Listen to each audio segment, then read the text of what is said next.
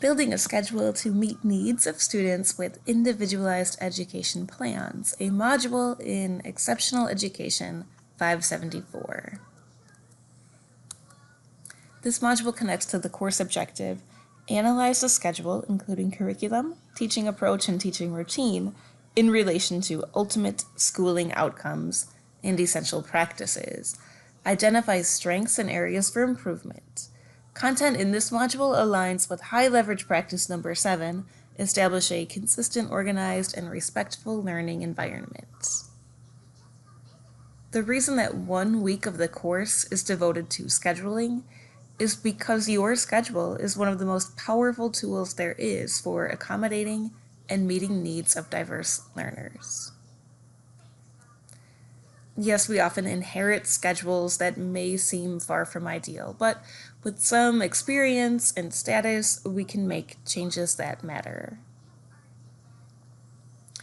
Savvy special education schedulers face several challenges. One major challenge is that students with IEPs are not meaningfully included in general education classes or curriculum.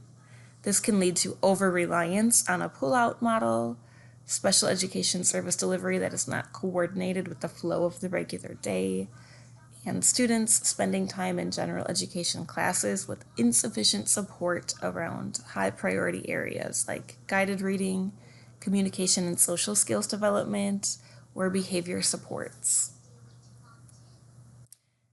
This challenge can position a new special education teacher to feel like the weight of the world is on their shoulders. They have to be the ones to manage and enact all differentiation, accommodations, modifications, etc., and it's nearly impossible to stay on top of it all. The default mode then becomes reactive rather than proactive. Maybe you don't want to make waves, but there is a way to make change happen and to stay buoyant in the process. For example, assistive technology can replace human read-alouds, video modeling, picture schedules, etc. It can support students in a variety of settings. You can establish routines, and then paraprofessionals or peers can learn the routines and help manage them over time. And you can ask for a common plan time with general education teachers. Another option is to find an ally. Know that you can always pull out the "it's in the IEP" card if these don't work. Another option is to notice who drinks coffee, notice what their coffee orders are, and then try the technique that Sadie Guthrie used. Sadie and her class established quite a presence in their school with their entrepreneurial spirits. The schedule posted in her classroom sums it up pretty well. We sell coffee to teachers and staff. Here's a sample schedule for a self-contained classroom. There are several strengths to note in this sample, which is also available on Canvas. There are clear start and end points for each area of instruction. The schedule shows expectations for teacher and/or paraprofessionals at a glance. There is evidence that several routines are in place, and it's possible to see how the daily schedule connects with the general curriculum and classroom. What might a strong schedule look like for a resource setting? Mrs. Jones has a resource/co-teaching position. Here she delineates where she'll provide direct service by subject area, student, and location. During the opening routine, her location varies by day of the week.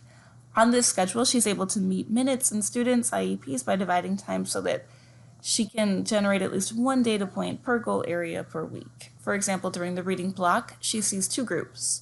The groups remain consistent each day, and it's clear that reading also takes place in students' respective general education classrooms, so she's able to provide consistent targeted instruction to some students on her caseload, while her support is indirect and consultative for others who stay in the general education setting.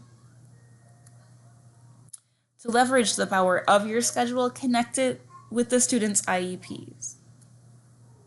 Earlier in the semester, we examined a sample IEP for Charisse.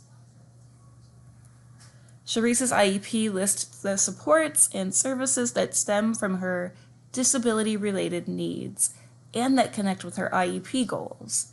For Sharice to meet her IEP goals, her special education teacher needs to be able to provide 45 to 60 minutes 5 times a week of small group reading/writing instruction, in addition to 10 minutes of check-in, check-out at the beginning of the day.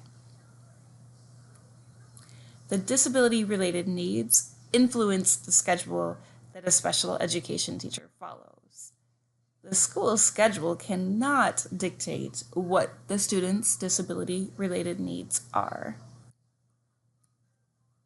This means that the special education teacher's schedule needs to reflect direct service for Sharice and all other students with similar needs for 300 minutes per week in literacy and 100 minutes per week during the beginning and end of day routines. Revisit and reflect on your schedule. What strengths do you see? What improvements can you make? Are you meeting the direct service requirements listed on your students' IEPs? Designing the strong schedule is step 1. Step 2 is to make the most of the time that you have. Check out the high leverage practice video number 7 on Canvas to learn ways to set up an environment that can maximize student learning.